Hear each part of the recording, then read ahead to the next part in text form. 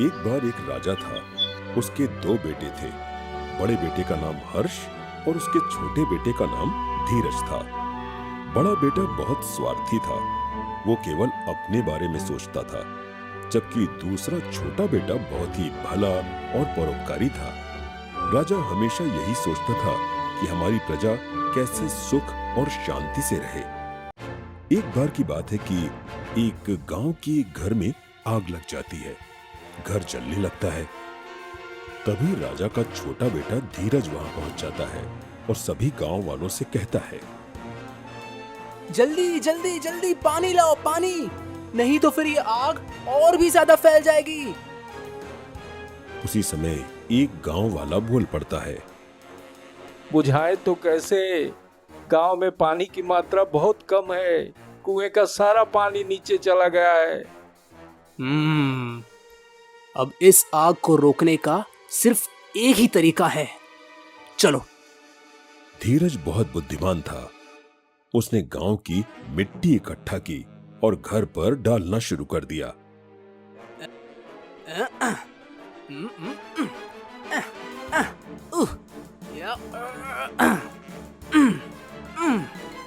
जैसे ही मिट्टी आग पर पड़ी, आग बुझने लगी और सभी गांव वाले कृतज्ञ हो गए। तभी वो गांव वाला धीरज से बोला, बेटा धीरज, अगर आज तुम न होते तो गांव पूरा जल जाता और हमारे पशु, हमारे पक्षी और हम सब गांव वाले खत्म हो जाते। बेटा नहीं बाबा, ईश्वर जो करता है वो अच्छे के लिए ही करता है। इसीलिए शायद मैं इस गांव में आ गया।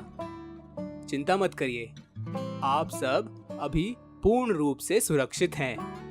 ऐसा कहकर वो अपने राज्य की ओर चल दिया। इधर राजा थोड़ा बीमार रहने लगे थे। उन्हें लगा कि क्यों ना अपना ये राजपाट मैं बच्चों को सौंप दूं। लेकिन जिस तरह हमारे वंश में हमेशा से ऐसा होता आया है कि बड़े पुत्र को ही राजगद्दी पर बैठाया जाता है, किंतु मैं ऐसा नहीं करूंगा। मैं पहले देखूंगा कि कौन सक्षम है, उसे ही मैं राजगद्दी दूंगा। उन्हें एक विचार आया कि क्यों ना मैं दोनों बेटों की परीक्षा लूं। दूसरे दिन राजा ने राज दरबार में अपने दोनों बेटों को बुलवाया। मेरे प्यारे राजकुमारों, तुम दोनों ही मुझे बहुत प्रिय हो, लेकिन मुझे एक ना एक दिन अपना उत्तराधिकारी तो घोषित करना ही है। राजकुमार हर्ष, तुम मेरे बड़े पुत्र हो। परंपरा अनुसार तुम्हें उत्तराधिकारी घोषित किया जा सकता है, परंतु मैं चाहता हूं कि तुम दोनों अपनी बौद्धिक क्षमता का परिचय दो, ताकि ये पूरा राज्य एक श्रेष्ठ उत्तराधिकारी प्राप्त कर सके। अतः मैं तुम दोनों को एक विशेष कार्य देता हूं। जो भी उस कार्य में सफल होगा वही मेरा उत्तराधिकारी होगा। हर्ष राजा की बात से सहमत नहीं होता है। महाराज, आप हमारे पिता हैं और एक राजा भी। आप जो भी निर्णय लेंगे वो निश्चय ही हमारे हित में होगा। किंतु मैं आपका बड़ा बेटा हूं। आपको बिना किसी शर्त के मुझे ही अपना उत्तराधिकारी घोषित कर देना चाहिए। तार्किक रूप से तुम सही कह रहे हो, परंतु मैं चाहता हूं कि जो राजकुमार बुद्धि, विवेक और चतुरता में स्वयं को श्रेष्ठ सिद्ध करेगा वही मेरा उत्तराधिकारी होगा। अब राजा दोनों को एक एक सोने का सिक्का देते हैं। इस महल के 3 कमरे ऐसी वस्तु से भरने हैं जो इस एक सोने के सिक्के से खरीदी जा सके। दोनों बेटे अपने अपने सिक्के लेकर चले जाते हैं। ये पिताजी को क्या हो गया है? भला एक सोने के सिक्के से ऐसा क्या खरीदा जा सकता है जिससे 3 कमरे भरे जा सके? उसने सोचा कचरा सबसे सस्ता होता है तो मैं वही भर दूंगा, और उसने ऐसा ही किया। दूसरी तरफ धीरज सोचने लगा कि मैं क्या करूं। धीरज को एक युक्ति आई और फिर वो चला गया और कुछ सामान लेकर वापस आया।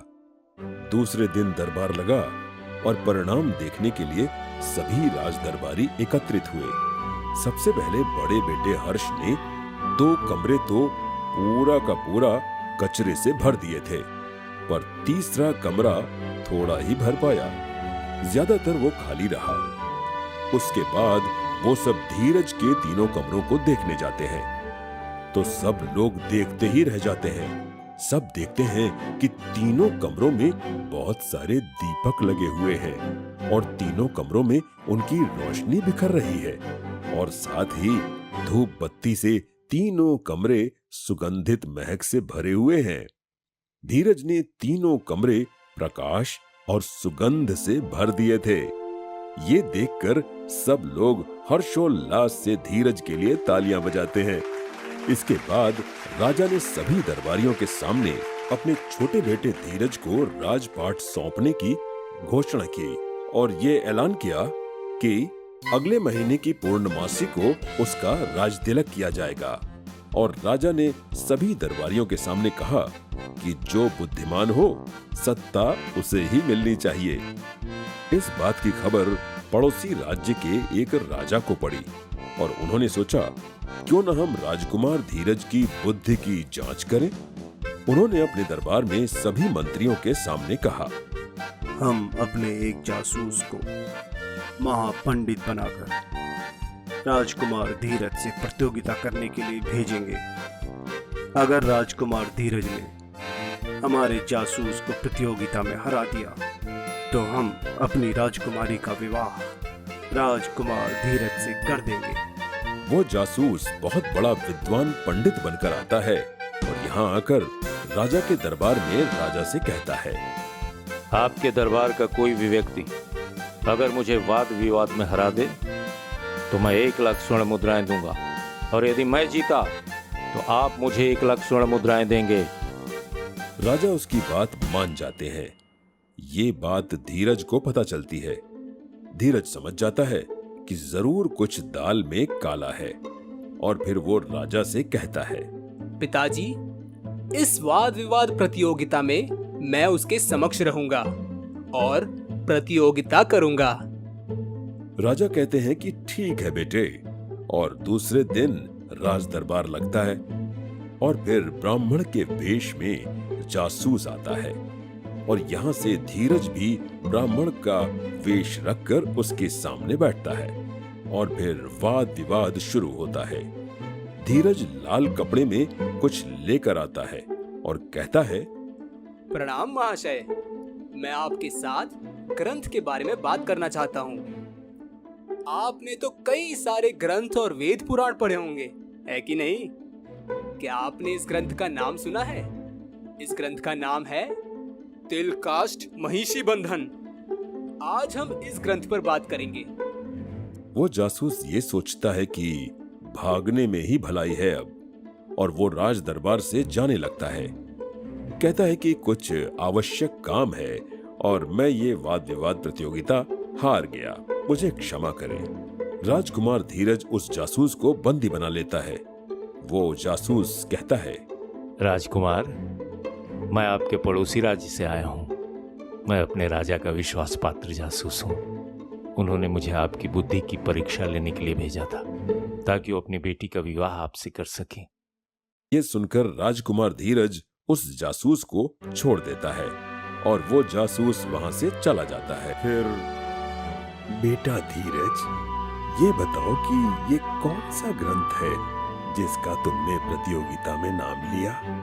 पिताजी, ये कोई ग्रंथ नहीं है। मुझे समझ में आ गया था कि ये ब्राह्मण का वेश रखकर कोई जासूस आया है, इसलिए मैंने भी ये नाटक किया।